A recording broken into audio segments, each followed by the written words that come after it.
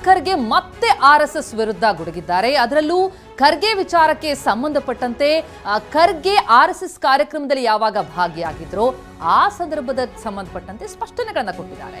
ಶಾಂತಿ ಸಭೆ ಬಳಿಕ ಖರ್ಗೆ ಅವರು ಭೇಟಿ ಕೊಟ್ಟದ್ದು, ಆರ್ಎಸ್ಎಸ್ ಕಾರ್ಯಕ್ರಮಕ್ಕೆ ಖರ್ಗೆ ಭೇಟಿ ಬಗ್ಗೆ ಪ್ರಿಯಾಂಕ್ ಕೊಟ್ಟಂತಹ ಸ್ಪಷ್ಟನೆ ಇತ್ತು. ಯಾವುದೋ ಫೋಟೋ ಇಟ್ಕೊಂಡು ಹೇಳ್ತಿದ್ದಾರೆ ಖರ್ಗೆ ಅವರು ಆರ್ಎಸ್ಎಸ್ ಶಾಖೆಗೆ ಹೋಗಿದ್ದಾರೆ ಅಂತ ಆ ಫೋಟೋ ಇಟ್ಕೊಂಡು ಹೇಳ್ತಿದ್ದಾರೆ.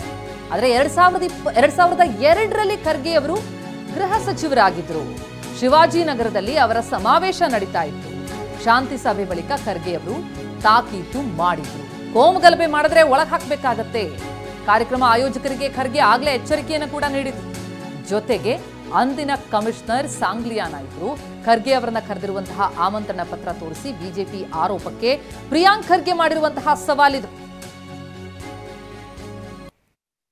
2002ರಲ್ಲಿ ಖರ್ಗೆ ಸಾಹೇಬರು ಹೋಮ್ ಮಿನಿಸ್ಟರ್ ಇದ್ರು.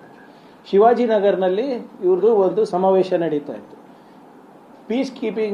ಪೀಸ್ ಕಮಿಟಿ ಮೀಟಿಂಗ್ ಆದಮೇಲೆ ಅವರು ಅಲ್ಲಿ ವಿಸಿಟ್ ಮಾಡಿ ಅವ್ರಿಗೆ ತಾಕೀತು ಮಾಡಿದ್ರು. ನೀವೆಲ್ಲ ಏನಾದರೂ ಕೋಮ ಗಲಭೆಗಳು ಮಾಡಿದ್ರೆ ನಿಮಗೆಲ್ಲ ಒಳಗಾಕಬೇಕಾಗುತ್ತೆ ಅಂದ್ಬಿಟ್ಟು ಅವರು ನಮ್ಮ ಆವಾಗಿನ ಸಿಟಿ ಕಮಿಷನರ್ ಸಾಂಗ್ಲಿಯಾನ ಅವರು ಅಲ್ಲಿ ಫೋಟೋ ನೋಡಿದ್ರೆ ನಿಮ್ಮ ರೋಷನ್ ಬೇಗ್ ಅವರಿದ್ದಾರೆ, ಆವಾಗಿನ ಶಾಸಕರಿದ್ದರು, ಮತ್ತು ನಿಮ್ಮ ಸರಡ್ಗಿ ಅವರು ಆವಾಗಿನ ಕಲಬುರ್ಗಿ MP ಅವರಿದ್ದಾರೆ, ಮತ್ತು ಹಿಂದೆಗಡೆ ನೋಡಿದ್ರೆ ನೀವು ಪೊಲೀಸ್ ಅಧಿಕಾರಿಗಳೆಲ್ಲ ಇದ್ದಾರೆ ಯೂನಿಫಾರ್ಮ್ನಲ್ಲಿ. ಸೊ ಇವರು ಯಾವುದೋ ಒಂದು ಫೋಟೋ ತೊಗೊಂಡು ಇವರು RSS ಶಾಖೆಗೆ ಹೋಗಿದ್ದಾರೆ ಅಂತ ಹೇಳತ್ತಾರ. ಆಯ್ತು, ಇವ್ರು ಕರೆದಿದ್ರೆ ಯಾವನ್ನ ಕೊಡೋಕೆ ಹೇಳಿ, ಇನ್ವಿಟೇಷನ್ ಕೊಟ್ಟು ತೋರಿಸ್ಲಿ ನನಗೆ ಖರ್ಗೆ ಅವ್ರಿಗೆ ಹಿಂಗೆ ಕರೆದಿದ್ರು ಅಂತ. ಅಥವಾ ಇವ್ರ ಸ್ವಪ್ರೇರಣೆಯಿಂದ ಹೋಗೋಕ್ಕಾಗ್ತದೆ ಖರ್ಗೆ ಸಾಹೇಬರಲ್ಲಿ?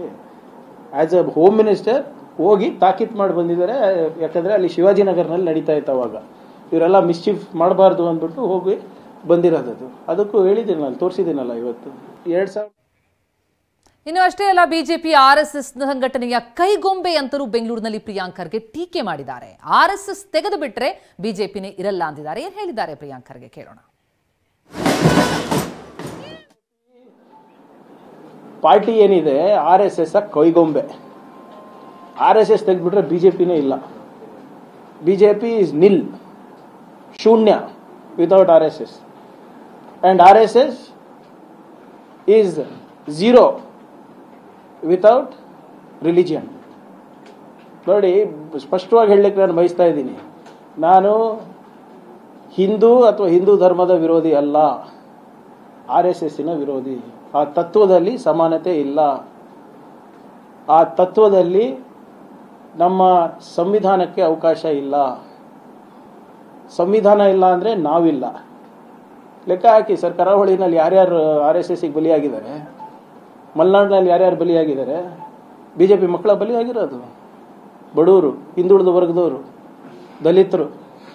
ಸೊ ಇದೇನು ಬ್ರೈನ್ ವಾಷಿಂಗ್ ಆಗ್ತಾ ಇದೆ ನಮ್ಮ ಸರ್ಕಾರಿ ಶಾಲೆಗಳಲ್ಲಿ, ಅನುದಾನಿತ ಶಾಲೆಗಳಲ್ಲಿ, ಸಾರ್ವಜನಿಕ ಇದರಲ್ಲಿ ನಿಲ್ಲಬೇಕು. ನೋಡಿ, ಬಿಜೆಪಿ ಬೇರೆ ಸಂಘಟನೆಗಳು ದೊಣ್ಣೆ ಹಿಡ್ಕೊಂಡ್ರೆ ಬಿಡ್ತೀರಾ, ದೊಣ್ಣೆ ಹಿಡಿದು ಪಥಸಂಚಲನ ಮಾಡಿದ್ರೆ ಒಪ್ತೀರಾ, ಅದನ್ನ ಪ್ರಚೋದನೆ ಅಂತ ಬಿಂಬಿಸ್ತಾರೆ. ದಲಿತ ಸಂಘಟನೆಗಳು ದೊಣ್ಣೆ ಹಿಡಿದ್ರೆ ನೀವು ಒಪ್ಕೊಳ್ತೀರಾ, ಇವರೇನ್ ಸ್ಪೆಷಲ್ಲು, ಯಾಕೆ ಅವಕಾಶ ಅಂತಲೂ ಕೂಡ ಪ್ರಶ್ನೆ ಮಾಡಿದ್ದಾರೆ.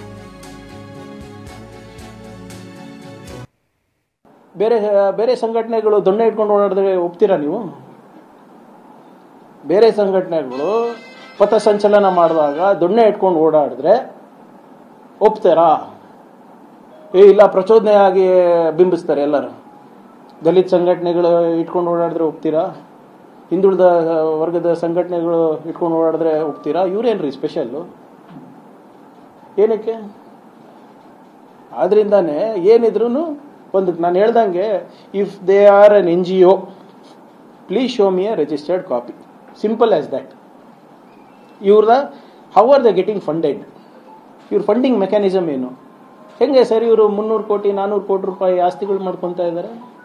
ಡೆಲ್ಲಿನಲ್ಲಿ ಅಷ್ಟು ದೊಡ್ಡ ಬಿಲ್ಡಿಂಗ್ ಕಟ್ಟ ಸಾಮರ್ಥ್ಯ ಎಲ್ಲಿಂದ ಬಂತು ಸರ್? ಆರ್ಥಿಕ ನೆರವು ಎಲ್ಲಿಂದ ಬಂತು ಅವರಿಗೆ? ಆದ್ರಿಂದ ಇದು ಈ ವ್ಯವಸ್ಥೆಯಲ್ಲಿ ನಾವು ಸುಧಾರಣೆ ಕಾಣಬೇಕು, ಆರ್ಥಿಕವಾಗಿ ನಾವು ಪ್ರಗತಿ ಕಾಣಬೇಕು, ಸಮಾಜದಲ್ಲಿ ಸಮಾನತೆ ಬರಬೇಕು ಅಂದರೆ ಇಂಥ ಸಂಘಟನೆಗಳು ಸಮಾಜದಿಂದ ದೂರ ಇರಬೇಕು.